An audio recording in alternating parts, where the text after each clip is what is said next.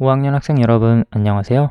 이번 시간에는 지난 시간에 이어서 평행사변형의 넓이를 계속 구하는 방법에 대해 살펴보겠습니다. 수학 교과서는 124쪽, 125쪽입니다. 우리 지난 시간에 1제곱센티미터짜리 정사각형이 평행사변형에 몇 개 들어가는가 해서 평행사변형의 넓이를 구했었죠.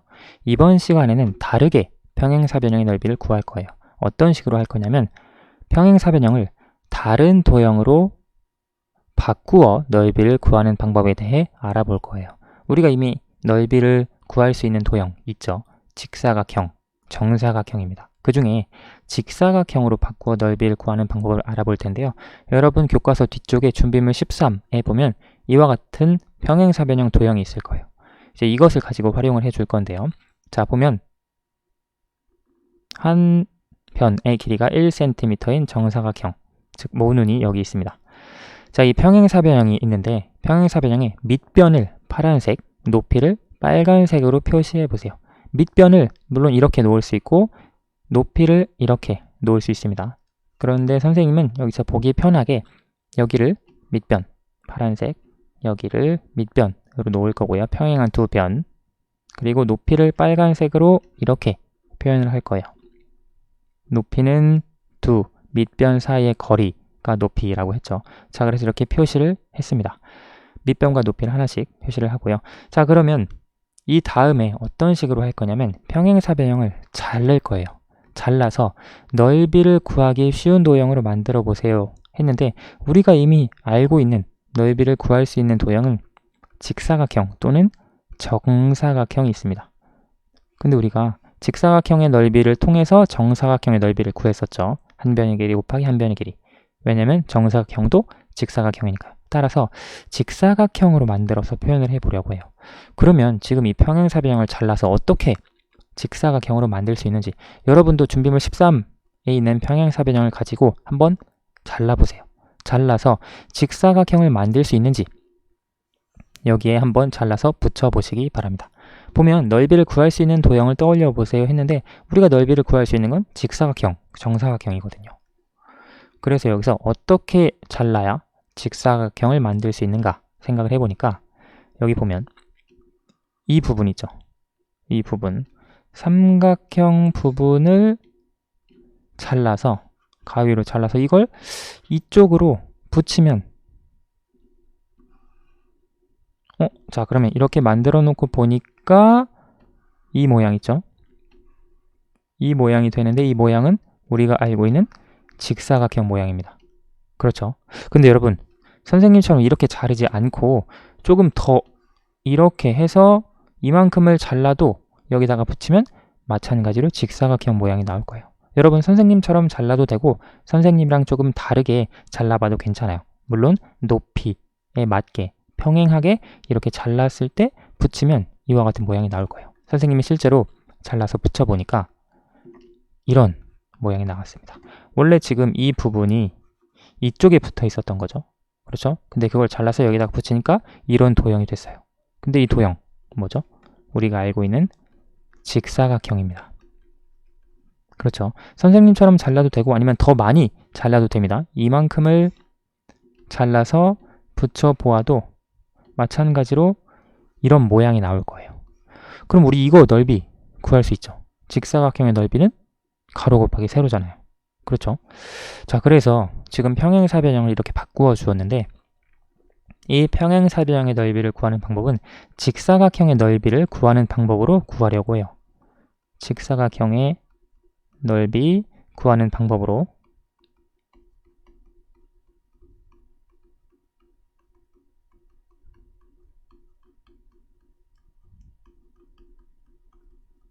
어떻게 구할 거냐면 평행사변형의 넓이, 지금 이 직사각형의 넓이는 가로 곱하기 세로로 구할 수 있죠. 근데 잘 보세요. 여기 이 가로 있죠. 우리가 직사각형에서는 가로와 세로가 있었고 평행사변형에서는 밑변과 높이가 있었습니다. 그렇죠.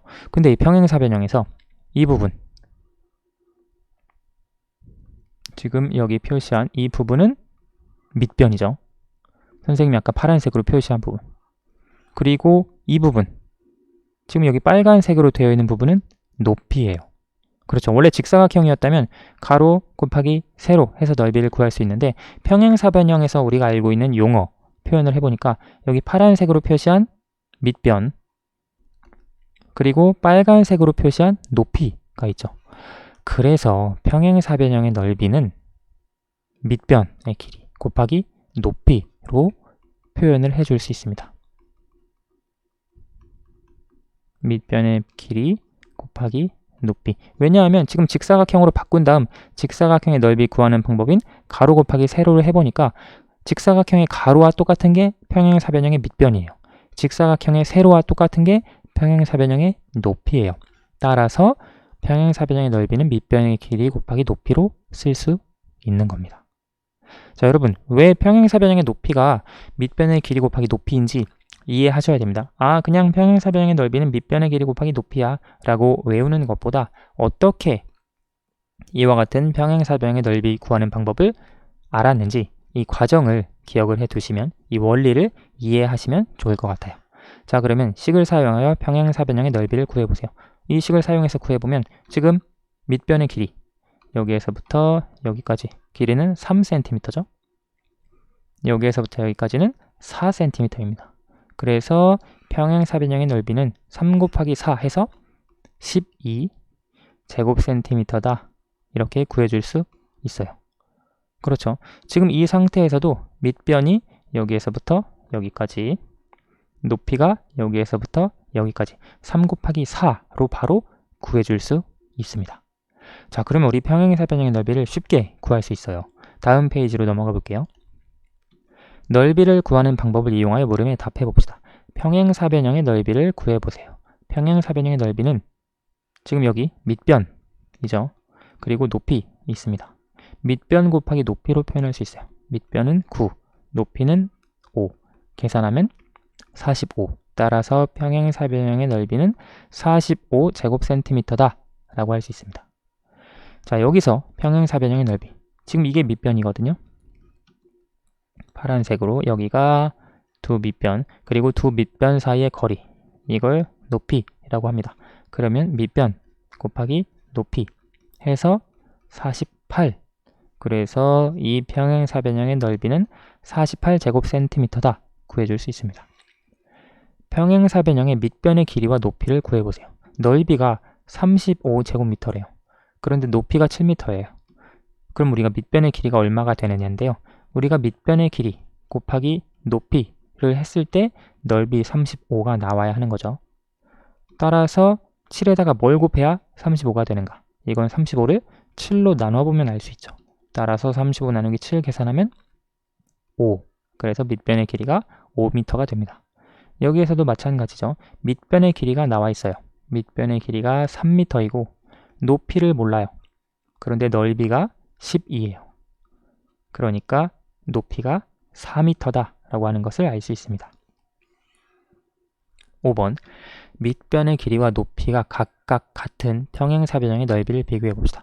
가나 다라 모두 평행사변형이에요. 나는 직사각형이기도 하지만 평행사변형이기도 합니다. 두 편이 마주보는 두 편이 각각 평행하니까요. 자, 그러면 평행사변형의 넓이를 각각 구해볼게요. 가는 밑변 3, 높이 4가 되죠. 따라서 3 곱하기 4, 12. 나는 밑변 3, 높이 4 혹은 직사각형에서 가로 곱하기 세로로도 볼 수 있고요. 다에서도 밑변 곱하기 높이 하면 3, 4, 12.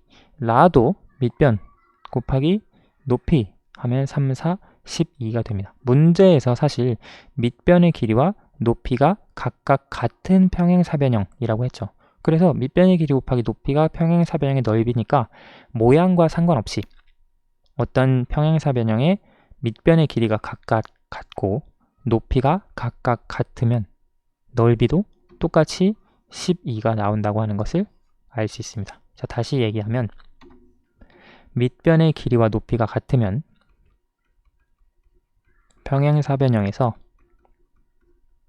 밑변의 길이와 높이가 같으면 평행사변형의 모양이 각각 달라도 넓이는 모두 같다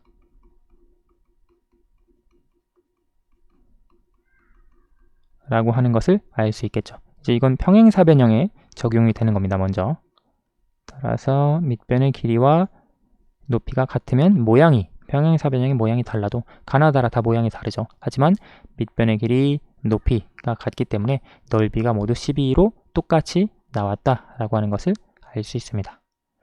오늘 수학은 여기까지 하겠습니다. 감사합니다.